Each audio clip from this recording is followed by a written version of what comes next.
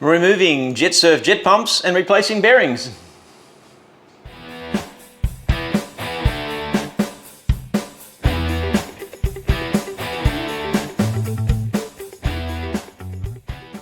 Hey guys, Rod here, Jetboard Australia. Welcome back to the channel.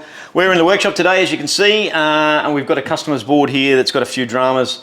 One main drama is drive shaft bearings. The drive shaft bearings in this particular board are very noisy, mainly due to lack of lubrication and poor storage. And we'll get into that once we get in it. So this one, or this video today is all about removing the jet pump, changing the jet pump bearings, and there's a bit of damage to the impeller, and we'll show you how to tidy that up and make it look like new again. So anyway, let's get into it. Okay, here we go. So as you can see, the engine's removed from this board. I'll put in the description below a link to how to remove the engine. That's a separate video altogether.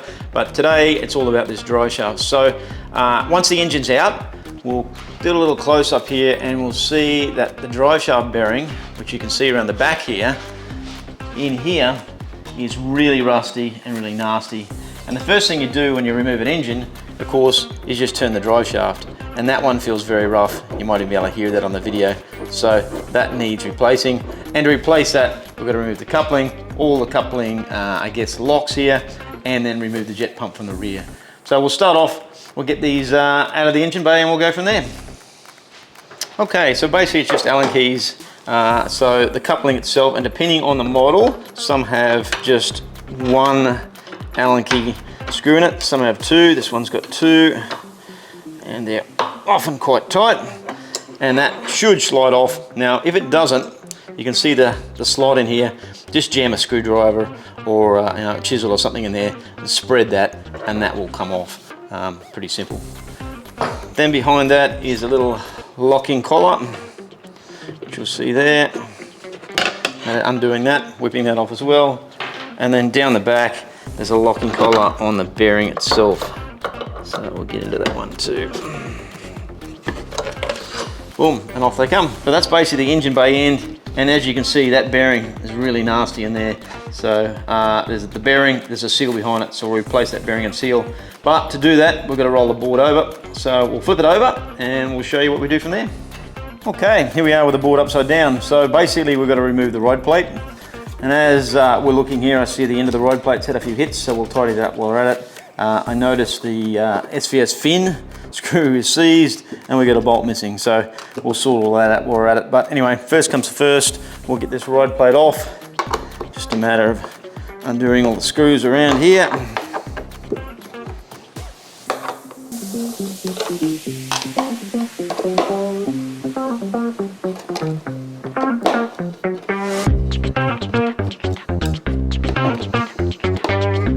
Okay, and that's the last one, so I'll get rid of all these screws so I don't lose them, and then boom, off she comes. So just a basic carbon fibre ride plate. This model has a silencer bracket built into it. Some of the earlier ones you won't see that, but once you get into here, it's all very much the same. So we'll get that out of the way.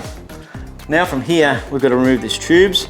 So these are quick release couplings. All you have to do is push this little ring in, and these couplings will come out. That one's a bit tight. Now a little trick, if these aren't tight, we'll grab a spanner here, about the right size, a little smaller.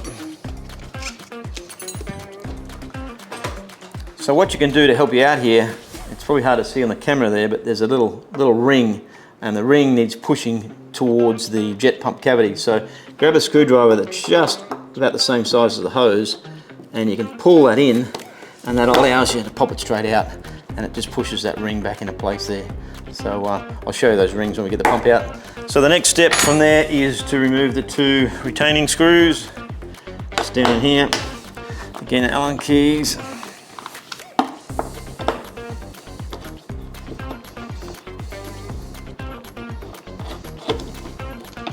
One there. One here.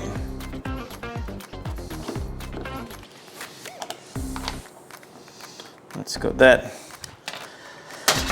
Now things get a little scary from here. The jet unit is sealed in place. it has some sort of silicon sealant that holds it in place. Now, we've got to try and crack that and get that out, which is difficult. So there's two ways we do it. One, we lever the jet pump up a little bit and break the silicon seal.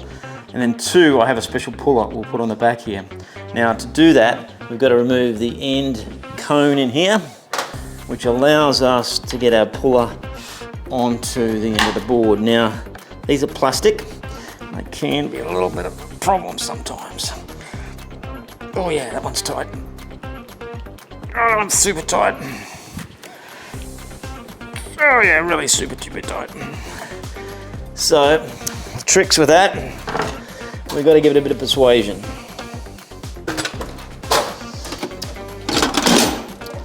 So, this is my aluminium bar and a hammer, and we put it on the end there, and we give it a bit of a nudge. And what this does, it actually loosens the threads up, and hopefully, with a wrap like that, that should come undone. Oh yeah, yep, that loosened it right up real easy. That's great, because if we can't get that cone off, it's going to make it very difficult to get that board out. So there we go, and oh geez, yeah, and just looking at that, you can see, probably difficult to see, but you see the white in the oil there? That's actually a bit of water in the oil, so we'll probably have to put some new bearings and seals in the jet pump as well, but it's only just started. As you can see, that's that white residue there, which is water in the oil. Now, this is the first time I've pulled a late model one apart, so the early ones were grease, but this has a very light oil in it, so we'll replace it with something. We'll work out what that is.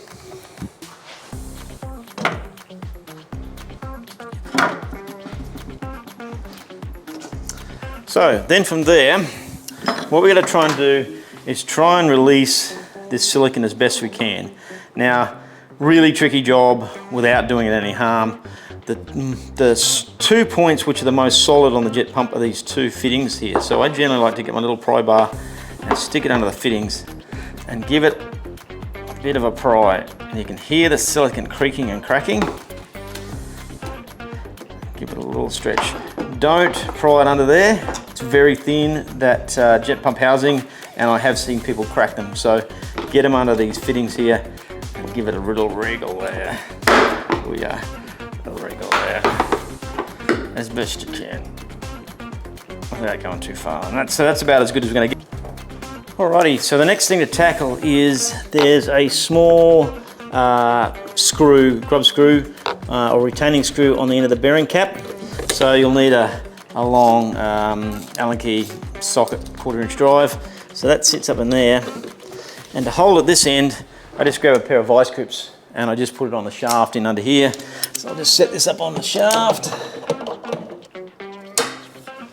That's on there. And then hopefully, and they can be really tight, we can get this undone.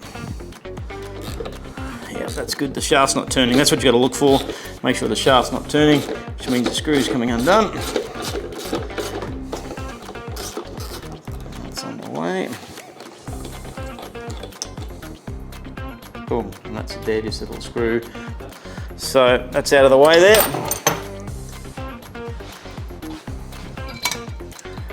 Okay, so now that little screw's out, this is our jet pump removing tool. So it's just a big steel bar with a slot in it, something I found laying around at the back. And I've used a threaded bar, stainless steel threaded bar, or buckle rod, some people will call it, with a washer and a nut. So basically that sits across the end of the board, like that.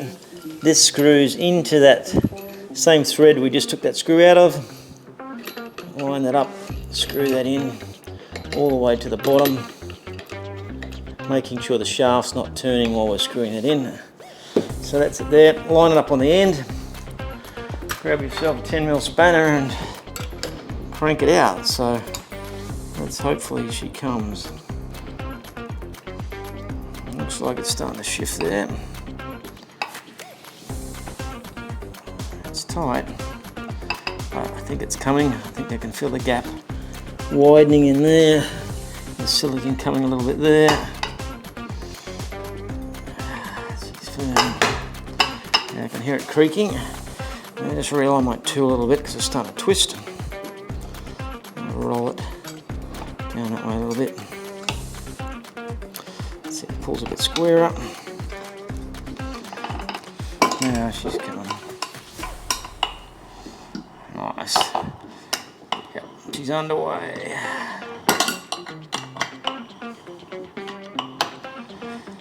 It's just about got her out.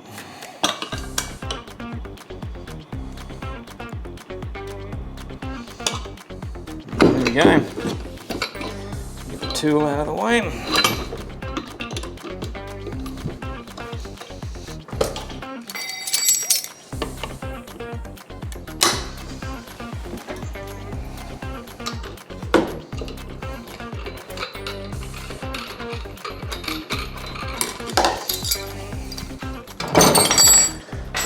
Strips off.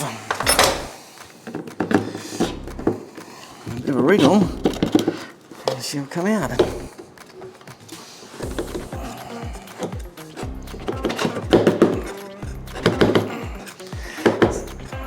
We'll give it a little bit of a tap with the rubber mallet, but just gently. Boom, there she is.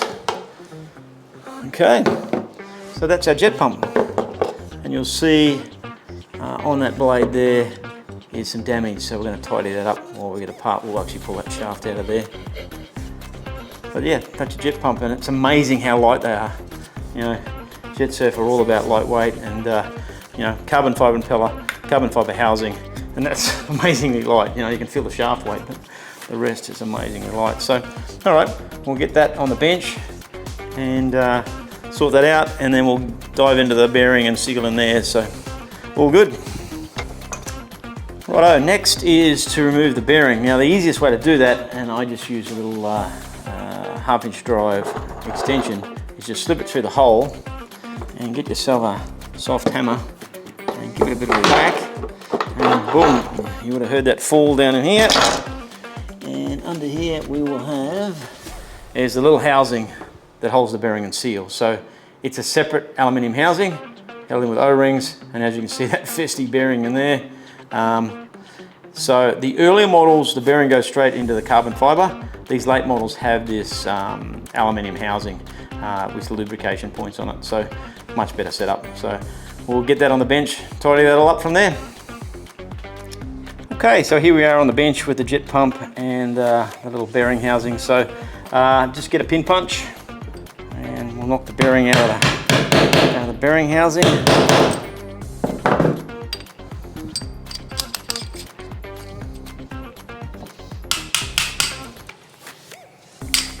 There's your bearing, and there's a little seal sits behind it. I'll do the same with that. Boom, there's the seal. So inside there, as you can see, bearing, very festy, and a seal. And the reason this bearing has basically ended up like this is lack of lubrication. The customer hasn't been spraying this bearing. There's a lubrication point that actually comes through this housing, and you can see the holes in the housing that comes from the lubricator point inside the board. And the older boards don't have a lubricator point, but the bearing's open, so you need to be spraying lubricant in that bearing regularly. In fact, I do it each time I take the board out. And then unfortunately, he stored it for a year full of salt and muck, and that destroyed that. So that's that bit. And then let's get into the jet pump. So with the jet pump, I just sit them on the side of the bench there like that. And I use the same tool that I use to actually pull the jet pumps out, because that way it sits in the thread and doesn't do any damage to the end of the shaft. If you use a pin punch, which you can, you just got to be careful you don't damage the end of the shaft. And I always use a rubber hammer, because often you may reuse these bearings, and hard impacts with a steel hammer will do damage. So if you just give it a couple of whacks, and just be careful when the impeller gets to the edge of the housing, you don't drive that into the bench. It take a bit of moving, but it is slowly coming down.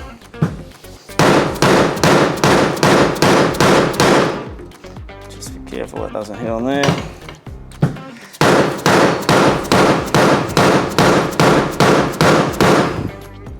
Yep, and you can see now the blade is on the edge there. So now what we have to do is we've got to try and hit it like this so that the blade can pop out.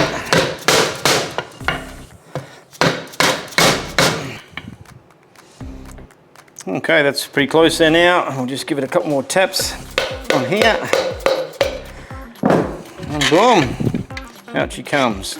I just have to remove that thread so I can pull it right through.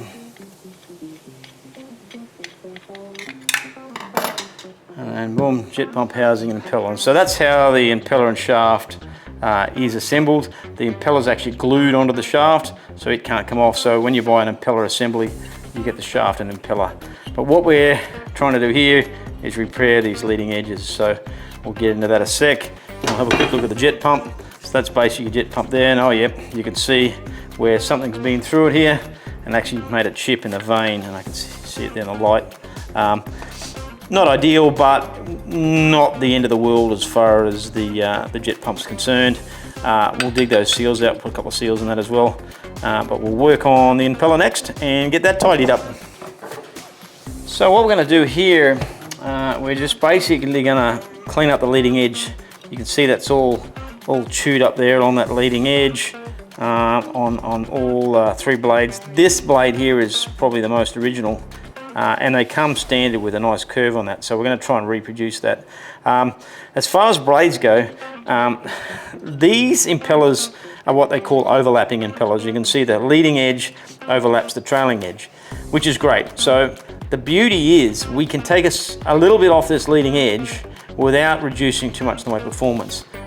If it was a non-overlapping impeller, where the impeller leading edge blade was back here somewhere and not covering the trailing edge, it would be more important, but because it's got a good overlap, we can take a bit of material off the front. And to be honest with you, these jet boards, for the amount of horsepower they produced, they're quite a large impeller. So I've actually taken up to a 1/4 inch, 6 millimeters off the front of these blades without any real repercussions to the performance of the blade. So what we'll do, we'll get my little belt sander here and we'll get into it and give it a tidy up as best we can.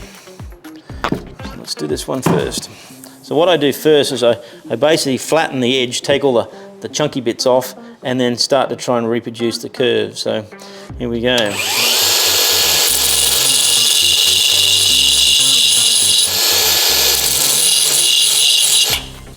So as you can see there now, all the damage is basically removed. There is a bit of a chip in the back of the blade where it's peeled a bit off the carbon fibre. Not much I can do with that. All I can do there is get a light smooth up in the back.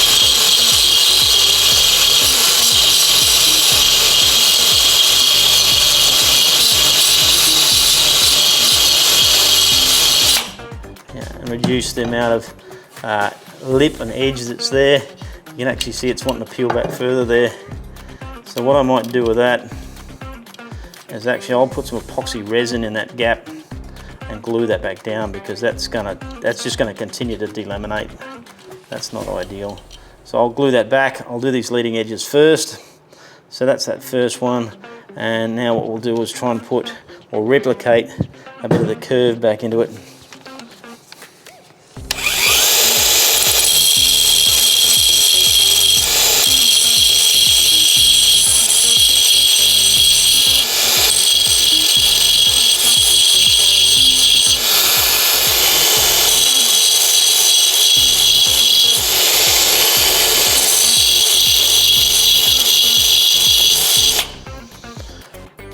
Too bad. We'll do this next one here.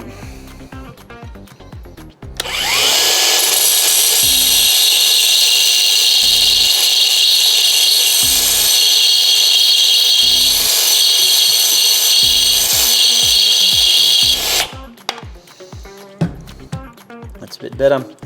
And now you'll see that's a flat edge on there. Now we need to sharpen it. And the best way to sharpen it is actually put a chisel point on it. If you look at the original one, which is here, you can actually see there's a bit of a chisel point flat that way and a little bit in the back. More in the front is generally what we do. So we'll get the sander and we'll do this.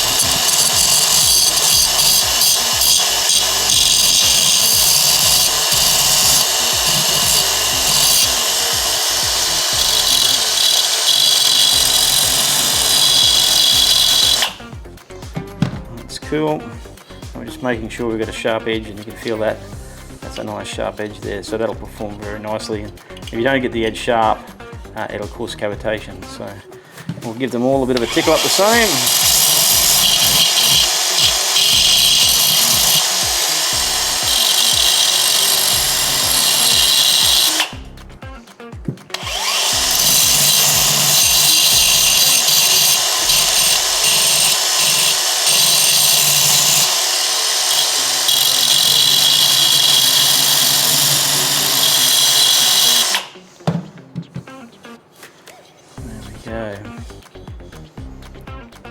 It's got a nice sharp edge on it. It needs a little bit on that top corner there.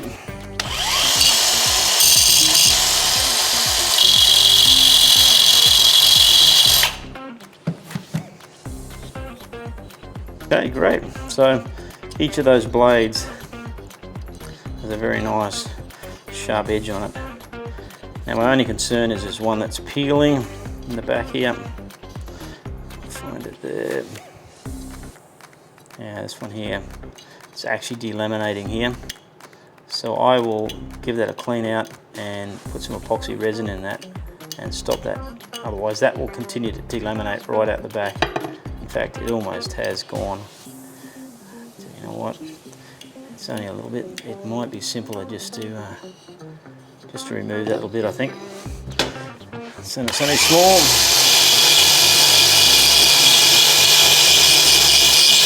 Yeah, you can see it's just breaking away there now. And if we do this now, that'll stop that from delaminating and continuing on. Yep. And that's taking that edge down to a good edge where it's not cracking. So you can see the line there where the carbon fibre had split, and I've taken it down to that edge. So, and that blade's still very strong. It's just taken one lamination out of it, so that'll be fine. I think I'll run it along here to smooth it a little bit more.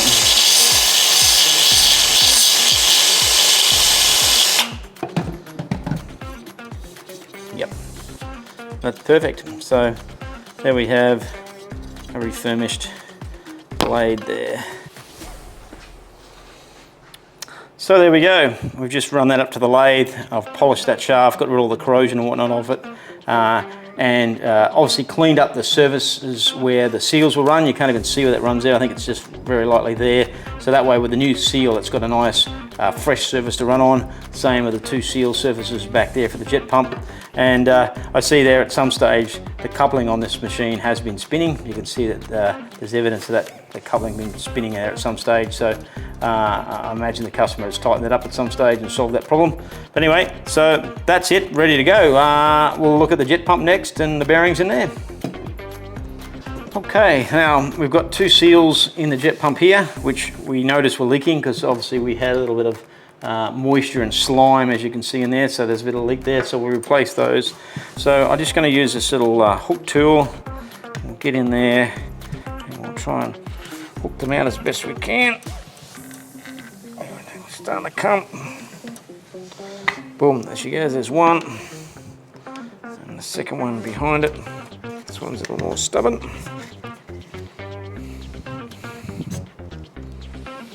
There she goes. That's got in. Boom, that's out. Beautiful. So what we're going to do while we're here, I'm going to just check. Yeah, see the pump bearings are very smooth. And they look in good condition. So we're going to leave them there. They're quite expensive seal bearings as well. So we'll throw two new seals in there. We'll give that a little clean up in there first.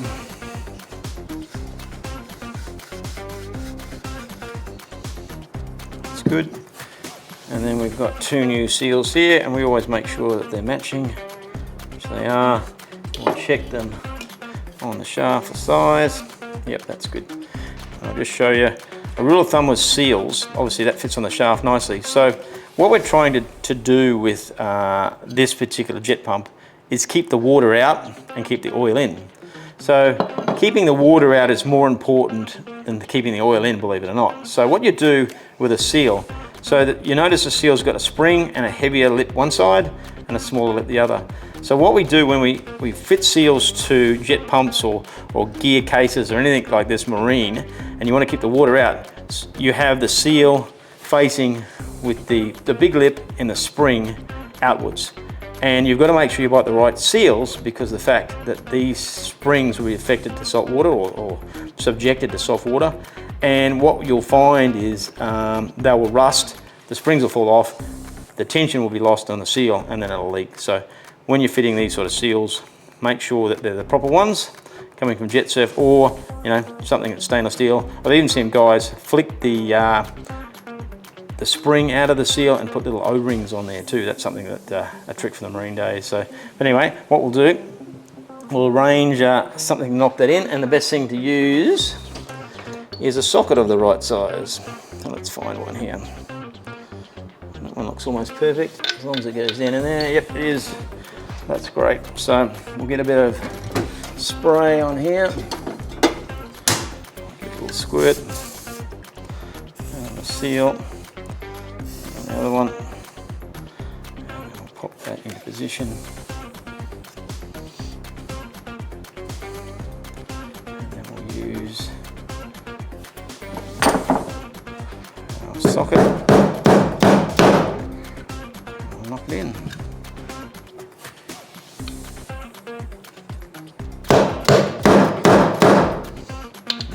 Perfect. It's gone down solid, and then the next one, it's been sprayed, it's ready to go.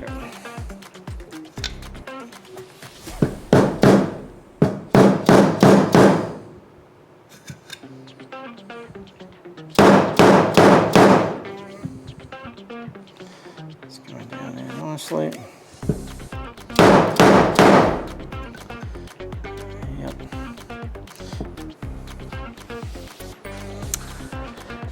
Righto, now let's put this together. So this basically housing is designed to keep the water out of the board, so it prevents the water from the jet pump cavity to get inside to the motor and engine compartment. So we want the water to not come from this direction, so we obviously put the seal down that way.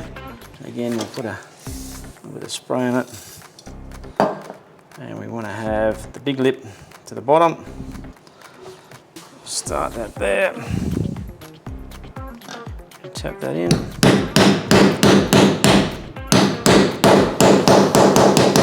Makes the good sound when it hits the bottom. That's it, nice and square. Maybe just a little bit that side to be sure.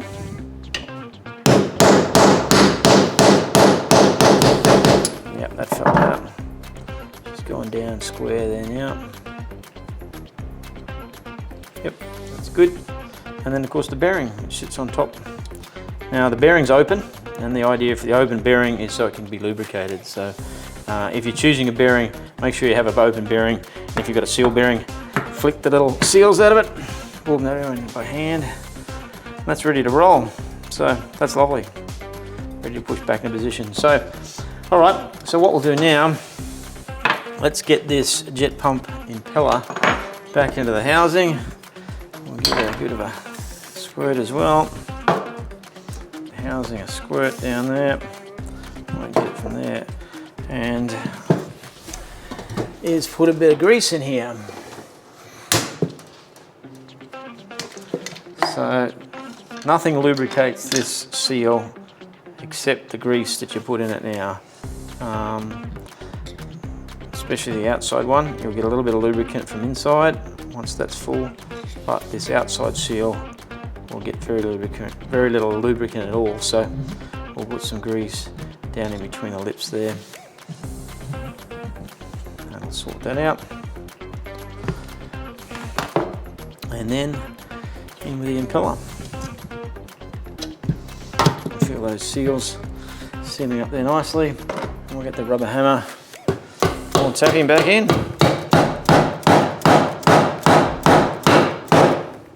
Beautiful. Now let's have a little look here, and that looks like it's flush.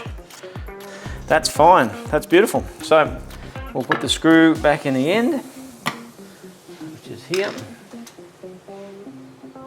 The tool we had, We'll put a little bit of Loctite on that as well.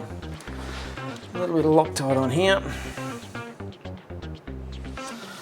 I don't want this coming off.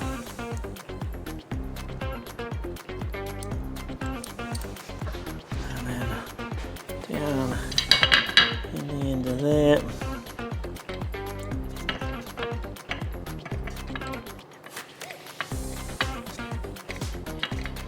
Going in. Put that on there.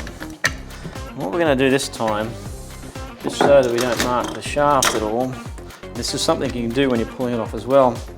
I have had to do this in the past, is put the coupling on and then tighten the coupling up on the shaft without that rolling off my bench. And there.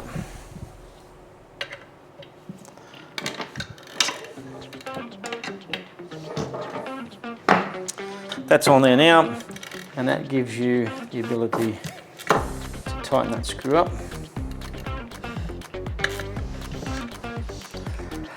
Without it turning.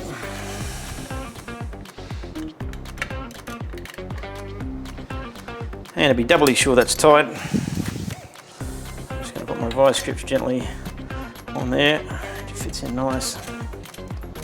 Like that.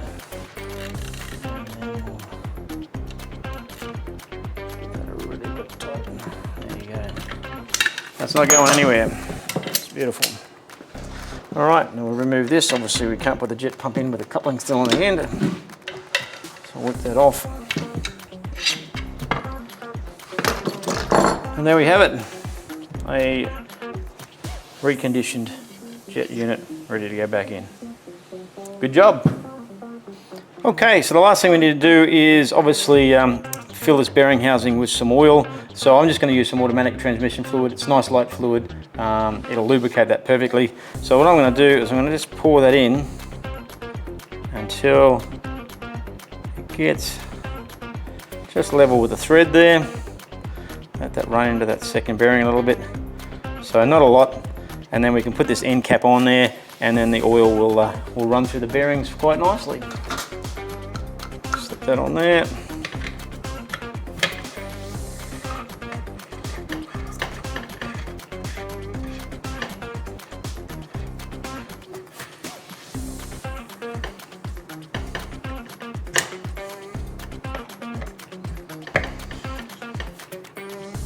Boom, perfect.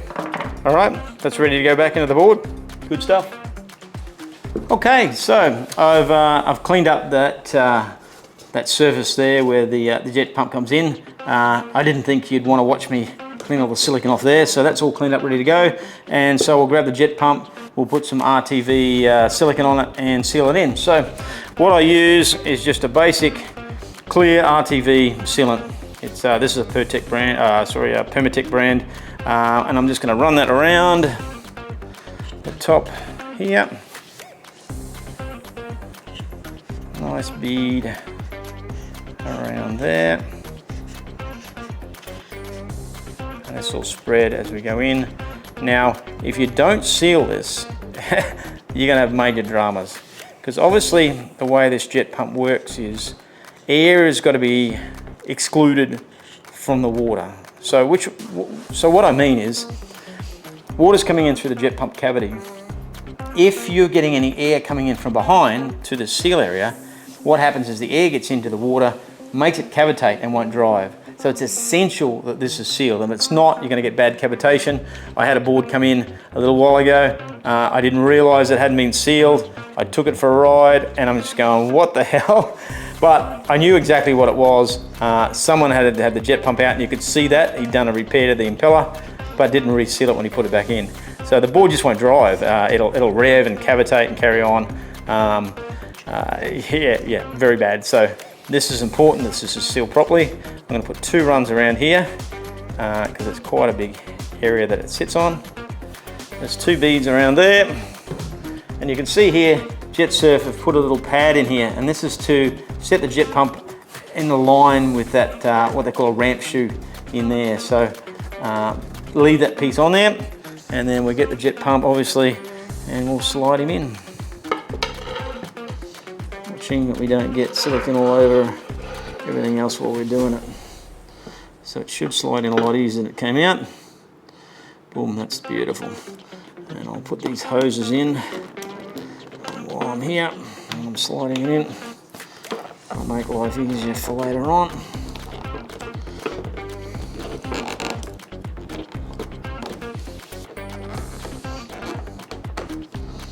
And that's pushed right up in there. Those hoses are in place. You don't want them coming off. That's good. We'll wipe a bit of silicone away from there.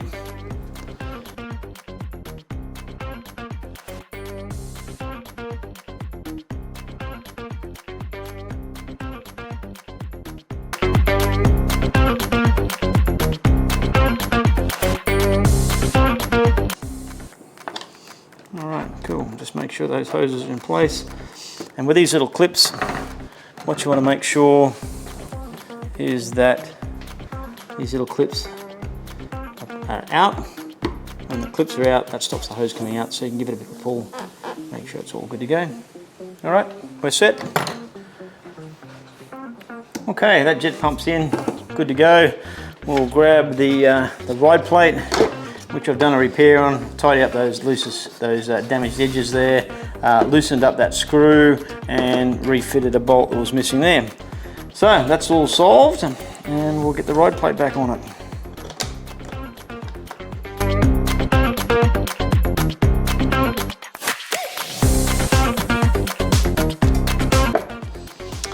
All right, they're all done up, nice and tight, everything's sorted out underneath there. Time to roll it over, finish it off, all good. Okay, so we've flipped the board over, shaft's sticking out there nicely. I've cleaned up the cavity there where the bearing housing goes in. So next we need to do is run a bit of grease in this seal. So I'll just get some grease organised here. We'll put that down around that seal. So again, there's nothing lubricates this seal once it's in place. So what we put in here now, it's got to rely on until it's replaced the next time.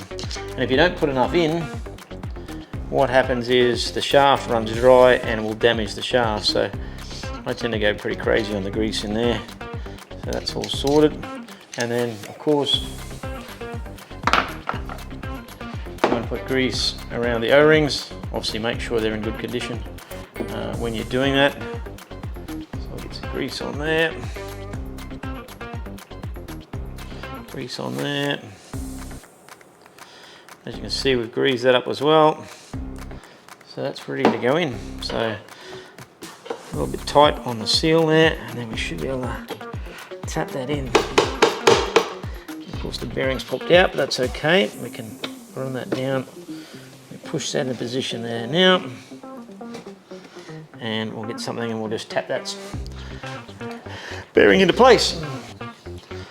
So I quickly grabbed a little bit of tubing I had at the back, make life easier. And we'll just tap that bearing down the shaft. There you go, it's nice and easy now. Into position. Tap that home, job's done. Beautiful.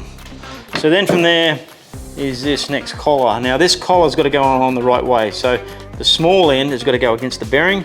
If you put it around this way, as you can see, it blocks the bearing and you can't lubricate it. So it's got to go in that way. So you push that hard up against the bearing there and lock that into position.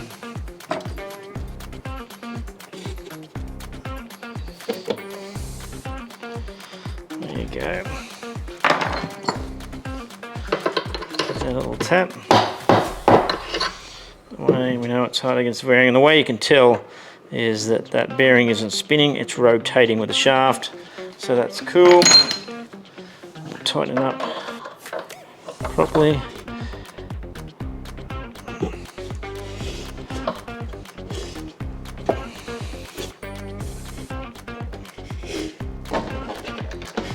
Okay, so that stops that shaft floating now. So that's fixed in a fixed position. The bearing's not too tight. That's great. And then from there, we put on the little locking collar. You can see which way it was because it's been worn on that side. And then the main coupling. Now the issue we have here is we don't know where the engine's going to sit. So what I'll do is I'll leave that loose on the shaft. I'll place the engine in place. Once the engine's in place, I'll slide that up. I'll tighten up the main coupling, and then I'll put the collar and tighten it up as well. And what I like to do is I just like to offset the Allen keys so they sit like that. Sort of balances itself. Not super important, but just makes it look good. So that's it, job's done, and we can start throwing the engine back into it. Alrighty, now I've got the engine back in, and I wanted to show you just one last thing before we finish up. It's important to get this coupling in the right position. If you don't, it can cause issues with load on the crankshaft, can misalign the pickup sender there and cause the engine to misfire. So when I remove my engines, I remove the Allen key bolts, which are here, and the Allen key bolts are in a fixed position. Now, if you remove the engine and use the hex head bolts, there's slots in it so you can move the engine around. So I remove the Allen key bolts for the simple reason that it keeps the engine in the original factory alignment. Alignment between the drive shaft and the engine is very important. Obviously that drive shaft will flex a little bit, but you don't want too much flex involved. So based on what I'm doing here, because I've put the engine or pull the engine out with the fixed bolt setup, I don't have to realign the engine. But if you guys remove the engine and take the hex bolts out on the studs, what you need to do is put this coupling in alignment with the engine before you do the bolts up. In this case, I don't. So anyway, because of the fact that I've got it in the fixed position, that's great. All I need to do is basically tap that on. But what you will see is the crankshaft on the engine has infloat, and you'll see that move back and forward a little bit. So when you put this coupling on, you don't want to push the crankshaft to one side and have pressure on that crank bearing. You want to be able to have infloat. And it's difficult to determine your infloat because of the fact that this coupling is quite tight on the dogs there, I guess you'd call it. So what we'll do, we'll get the coupling on. Just check while you're doing it, make sure your rubber coupling cushers are in place. I like to throw a little bit of spray on it, just makes it easier to go in. And then line it up and put it in position. As you can see, that slid straight onto there. Now, if there was a problem with engine alignment, you wouldn't get that to line up. So be aware, if it doesn't line up, undo the hex bolts, push it on and realign it. So we'll get it on there. It's gonna be tight. We'll get my rubber hammer here. We'll give it a little bit of a push and push it in position. So that's right up there, and you can see that crankshaft there is now with no infloat. So what I'm gonna do is, see, I pushed it that way a little bit. So the crank's got infloat. Push it so it's got the infloat furthest away, so the coupling is actually not pushing on the crank. We'll tighten it up there, and that way then, when the engine's running, that coupling has a little bit of clearance in it, because you can imagine this board will flex, and there will be some movement, so you want a little bit of clearance there, so that crank can float. In fact, I'm going to give it a smidgy more, just to be sure. I'll just tap that back. Yeah, my see it's just gapped a tiny bit more, and that will give it a whole lot more flex. So then from there, we'll just do the coupling up. The right Allen key will work better. Do the coupling up there. Swing it around. And that's up there. And then we'll do it up very firmly like that. And as I said, there's different couplings. This is a 2-bolt coupling. A lot of them, especially on these adventure boards, generally have the 1-bolt coupling, but this has been upgraded. And what I'm going to do, I'm going to swing that bolt so that it's in position with the others. It's nice and neat. So this is just a retainer to stop that moving. We just simply butt that up against the end and tighten that up as well.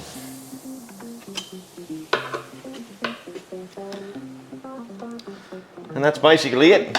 So the reason we had to do that job was obviously lack of lubrication. I didn't mention along the way that bearing is actually a stainless steel bearing, so it'll cope with a lot of salt and